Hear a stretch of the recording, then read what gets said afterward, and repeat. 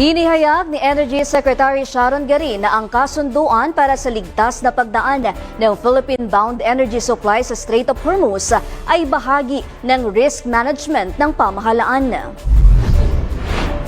Ayon kay Garin, hindi nito tuluyang inaalis ang panganib ngunit makatutulong upang matiyak ang tuloy-tuloy na supply ng langis sa gitna ng hindi tiyak na global environment. Ipinaliwanag niya na anumang aberya sa Strait of Hormuz ay may epekto sa pandaigdigang supply at presyo ng langis.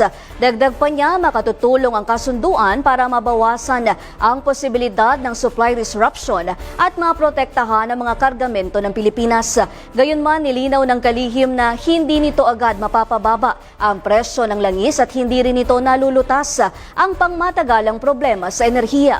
Samantala, isa na namang big-time price hike ang nakaamba bukas, April 7, sa mga produktong petrolyo. Inaasang tataas ang presyo ng diesel ng hanggang 20 pesos kada litro, ang gasolina hanggang 6 na piso kada litro at kerosene ng hanggang 11 pesos kada litro.